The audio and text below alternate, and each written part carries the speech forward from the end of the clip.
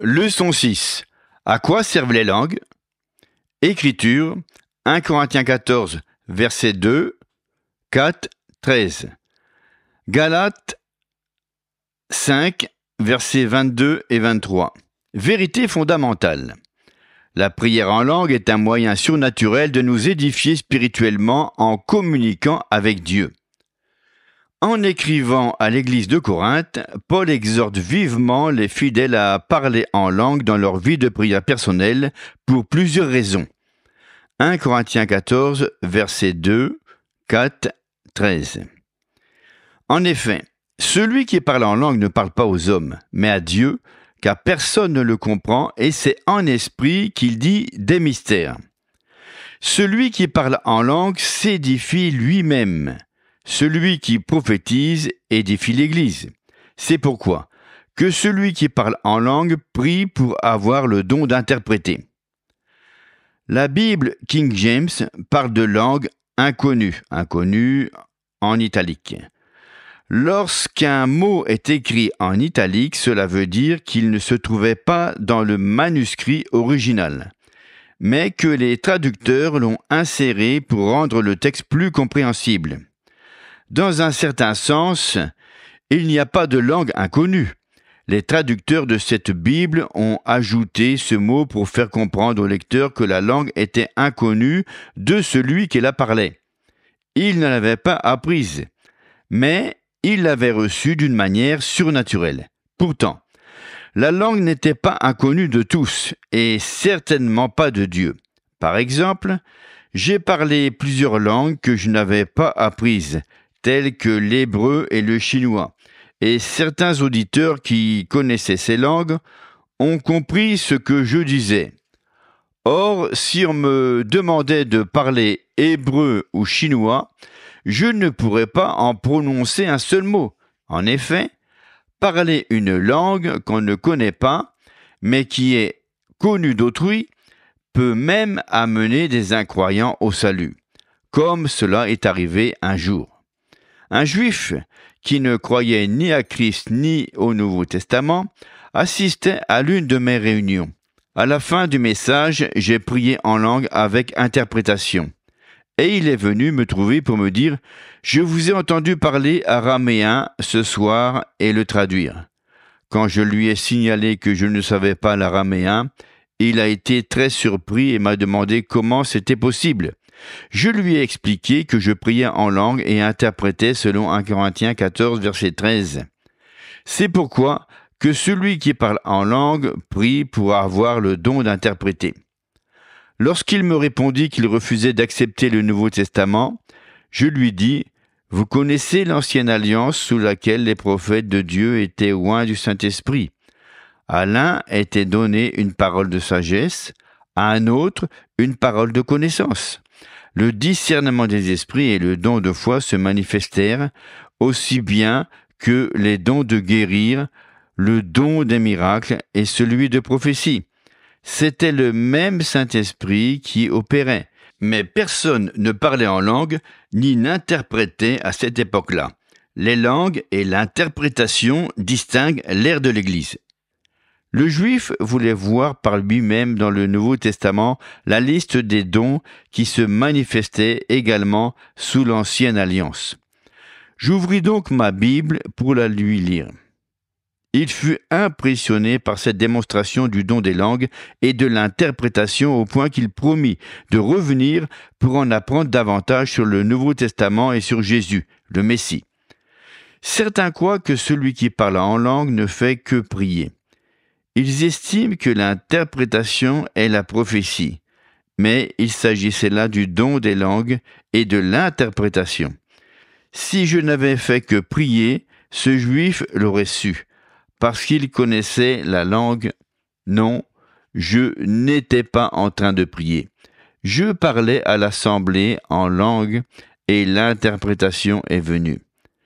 Les langues pour notre édification. Il est clair donc que le parler en langue n'est pas uniquement destiné à la prière. Quand le croyant rempli de l'Esprit parle en langue dans ses dévotions personnelles, c'est pour adorer Dieu.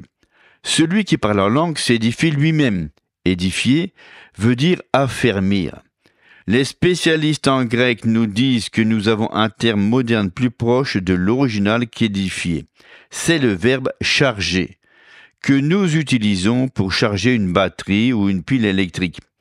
Il serait plus approprié de rendre cette phrase par « Celui qui parle en langue s'édifie, se fortifie et se recharge comme une pile électrique ». Ce moyen merveilleux et surnaturel d'édification spirituelle n'est pas seulement pour un petit nombre d'enfants de Dieu, mais pour chacun d'eux. Remarquons qu'il ne s'agit pas de nous fortifier sur le plan mental ou physique, mais de nous recharger spirituellement. Paul dit « Car si je prie en langue, mon esprit est en prière » 1 Corinthiens 14, verset 14.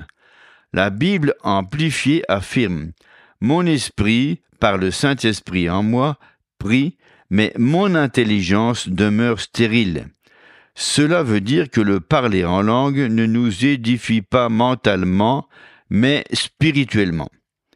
Car celui qui parle en langue ne parle pas aux hommes, mais à Dieu, car personne ne le comprend. 1 Corinthiens 14, 2. Dans ce verset, Paul ne parle ni de la diversité des langues, ni du ministère public des langues. Il fait allusion aux croyants remplis de l'Esprit qui parlent en langue dans sa vie de prière personnelle. Et c'est en esprit qu'il dit des mystères. Lorsque Corneille et sa maisonnée se sont mis à parler en langue, la Bible rapporte car ils les entendaient parler en langue et glorifier Dieu. Acte 10, 46. On glorifie Dieu de façon surnaturelle en parlant en langue. Le fruit de l'esprit chez le croyant. Galates 5, versets 22-23. Mais le fruit de l'esprit, c'est l'amour, la joie, la paix, la patience, la bonté, la bienveillance, la douceur, la foi, la maîtrise de soi. La loi n'est pas contre ces choses. Certains protestent. La plupart de ceux qui parlent en langue ne manifestent pas le fruit de l'esprit comme ils le devraient. Comprenons que dans Galates 5, 22-23, Paul ne parle pas du tout du fruit du baptême de l'esprit, mais du fruit qui devrait se développer dans la vie de chaque chrétien, grâce à la nouvelle naissance et à la régénération de l'esprit humain. C'est l'esprit de l'homme né de nouveau qui produit ce fruit, car Jésus déclare « Je suis le cep, vous êtes les sarments » Jean 15, verset 5. Le fruit pousse sur la branche, de la même manière qu'il grandit chez l'enfant de Dieu, né de nouveau et régénéré à la vie de Christ qui demeure en lui. Galates 5, 22 parle avant tout de l'amour. Ceux qui ont reçu le baptême du Saint-Esprit n'ont pas nécessairement plus d'amour que les autres chrétiens, pour la simple raison que Jésus nous donne en disant « À ceux-ci, tous connaîtront que vous êtes mes disciples, si vous avez de l'amour les uns pour les autres. » Jean 13, 35. Jean déclare « Nous savons que nous sommes passés de la mort à la vie parce que nous aimons les frères. » 1 Jean 3, 14. Cet amour est le fruit de l'esprit humain né de nouveau et non le fruit du baptême dans le Saint-Esprit. Galates 5, 22 fait également allusion au fruit de la paix. Le baptême de l'Esprit ne m'a pas apporté davantage de paix, car Romains 5, 1 affirme « Étant donc justifiés par la foi, nous avons la paix. » Les nouveau-nés en Christ sont des enfants spirituels qui n'ont pas encore porté de fruits, tout comme un arbrisseau n'en produit pas. Il faut du temps pour cela, mais un bébé en Christ peut être rempli du Saint-Esprit et revêtu de puissance. Les Corinthiens étaient au stade de l'enfance en Christ. Paul leur dit, « Pour moi, frères, ce n'est pas comme à des hommes spirituels que j'ai pu vous parler, mais comme à des hommes charnels, comme à des enfants en Christ. » 1 Corinthiens 3, 1. Pourtant, il ajouta, « Il ne vous manque aucun don. » 1 Corinthiens 1, 7. C'est le fruit de l'Esprit qui produit la sainteté. Et c'est le baptême du Saint-Esprit qui revêt le chrétien de puissance. Nous pouvons être saints sans avoir de puissance, et nous pouvons avoir de la puissance sans être particulièrement saints. Il vaut mieux disposer des deux. J'ai connu de merveilleux chrétiens qui manifestaient le fruit de l'esprit en abondance, sans avoir aucune puissance.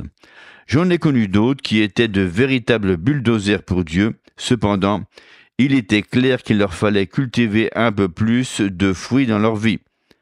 Il est merveilleux de constater ce que Dieu accomplit à l'heure actuelle.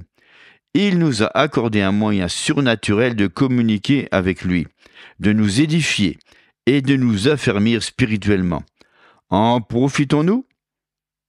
Je suis pleinement convaincu que, si nous sommes réceptifs au Saint-Esprit, il nous révélera les choses à venir et nous équipera, car il sait ce qui nous attend. Prier et parler en langue est une façon de nous édifier spirituellement pour nous permettre de faire face à tout ce que l'avenir nous réserve. Texte à apprendre par cœur. Celui qui parle en langue s'édifie lui-même. 1 Corinthiens 14, verset 4. Merci de vous abonner et de partager avec votre entourage le chapitre de ce livre sur le baptême dans le Saint-Esprit.